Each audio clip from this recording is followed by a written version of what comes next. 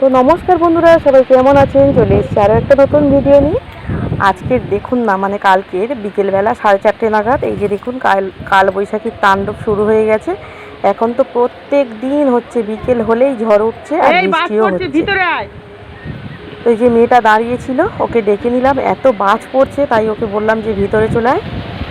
তো দেখুন এই যে ঝড়টা শেষ হবে আর বৃষ্টিটাও শুরু হবে। মেঘ একদম অন্ধকার হয়ে গেছে।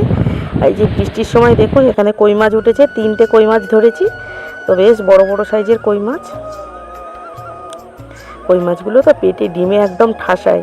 আর সকালবেলা এই যে এখানে নিয়ে এসছে সমুদ্র কাঁকড়া, নিয়ে এসছে আর নিয়ে এসছে চিতি কাঁকড়া। ছোটো ছোটো এই চিতি কাঁকড়াটা তো খেতে খুব সুন্দর লাগে। তো আজকের আর চিতি কাঁকড়াটা রান্না করব না, ওটা কালকের করব। আর সমুদ্র কাঁকড়াটা ঝাল হবে। আর রুই মাছ নিয়ে আসা হয়েছে, এই যে রুই মাছটাকে ধুয়ে পরিষ্কার করে নেবো, বেসিনে নিয়ে চলে এসেছি।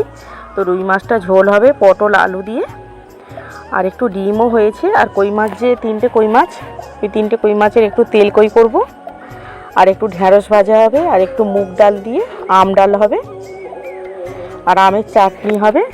এইগুলোই আজকে রান্না হবে। এই যে বাগদা চিংড়ি নিয়ে এসছে 500। তো এটাকে সুন্দর করে কেটে পরিষ্কার করে, একদম জ্যান্ত ছিল জানেন, তো কেটে পরিষ্কার করে ফ্রিজে রেখে দেবো। সব তো কাটা বাছা হয়ে গেছে, মা ওদিকে উনুন ধরিয়ে দিয়েছে, রান্নাও শুরু হয়ে গেছে। তো রান্না শুরু হয়ে গেছে, চলুন রান্নাঘরের দিকে যাই, মা কি করছে দেখি। এসে দেখছি মা তো এদিকে রান্না বসিয়ে দিয়েছে, মানে মাছের ঝোল বসাবার জন্য পেঁয়াজ ভাজছে। এখানে একদিকে মাছ তো দুদিকে কড়া বসিয়ে ভেজে নিয়েছে, আর ঢ্যাঁড়স ভাজা হচ্ছে। এই যে উনুনে একটাই অসুবিধা, এই যে খুব জোরে জাল হলে তখন কি হয়, কড়াটা তুলে একটু নাড়াচাড়া করতে হয়, নাহলে সব পুড়ে যায়। কথা বলতে বলতে মা মাছের ঝোল এদিকে বসিয়ে দিয়েছে, একদিকে ডালও বসিয়ে দিয়েছে।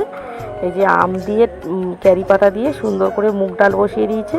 আর এই যে রান্না বান্না হয়ে গেছে দেখুন, কাঁকড়ার ঝাল হয়েছে কষানো ভালো করে। আর এখানে হচ্ছে কই মাছের ঝাল, ঢ্যাঁড়স ভাজা, আর আমার বাচ্চা দুটো ওরা মাছ ভাজা খায়, তাই ওর জন্য মাছ ভাজা রাখা হয়েছে, আমের চাটনি আর টকের ডাল। তো কেমন লাগলো ভিডিওটা কমেন্টে জানাবেন।